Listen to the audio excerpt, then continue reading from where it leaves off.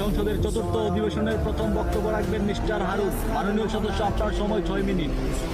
ধন্যবাদ মাননীয় স্পিকার। মাননীয় স্পিকার, আমাদের এই বাংলাদেশ প্রকৃতির অপরূপ সৌন্দর্য ভরা এক শান্তির ভূখণ্ড, বিশ্বের দীর্ঘতম সমুদ্র সৈকত, পৃথিবীর বৃহত্তম ম্যানগ্রোভ বন এবং হাজার বছরের সংস্কৃতি সহ এদেশের মাটিতে জন্ম নিয়েছেন বহু জ্ঞানী গুণী মানুষ, যা আমাদের দেশের গর্ব।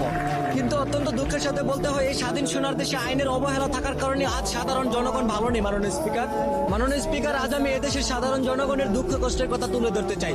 বর্তমান বাজারে নিত্য প্রয়োজনীয় জিনিসপত্রের দাম এতটাই বেড়ে গেছে যে সাধারণ খেটে খাওয়া মানুষ দিশেহারা হয়ে পড়ে।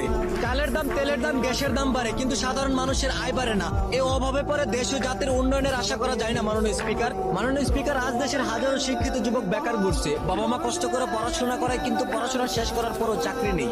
বিশেষ চাকরি করতে গেলেও যোগ্যতা চাই, আবার কিছু কিছু ক্ষেত্রে ঘুষ ছাড়া চাকরিও পাওয়া যায় না। যে দেশের মেধাবী যুবক বেকার থাকে, সে দেশ কখনো পুরোপুরি ভাবে উন্নত হতে পারে না। মাননীয় স্পিকার, বর্তমান সামাজিক যোগাযোগের মাধ্যমে অপপ্রচার, প্রতারণা, কিশোর গ্যাংয়ের কার্যক্রম প্রতিনিয়ত বেড়ে চলছে।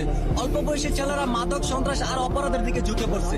পরিবার, সমাজ, প্রশাসন সবাইকে একসাথে মিলে কাজ করতে হবে, নইলে ভবিষ্যৎ প্রজন্ম ধ্বংস হয়ে যাবে। মাননীয় স্পিকার, স্কুল কলেজ এমনকি মাদ্রাসা যাওয়ার কোথাও মেয়েদের রক্ষা নেই। দর্শন, অবিচার, অলিক্ষণ প্রতিনিয়ত ঘটে যাওয়ার পরে এর কোনো প্রতিবাদ নেই। তবে আইন যদি সঠিক ও ন্যায় পথে চলতো, তাহলে দেশে এমন ঘটনা ঘটতো না। মাননীয় স্পিকার, আমরা সাধারণ মানুষ বড় বড় কথা বলতে চাই না, আমরা শুধু নিরাপদে থাকতে চাই, শান্তিতে চলতে চাই, ন্যায্য অধিকার নিয়ে মাথা উঁচু করে বাঁচতে চাই। পরিশেষে সরকারের কাছে একটাই আবেদন, দুর্নীতি বন্ধ করুন, দ্রব্যমূল্য নিয়ন্ত্রণ করুন, বেকারদের কর্মসংস্থান তৈরি করুন, সাধারণ মানুষের নিরাপত্তা নিশ্চিত করুন। ধন্যবাদ মাননীয় স্পিকার।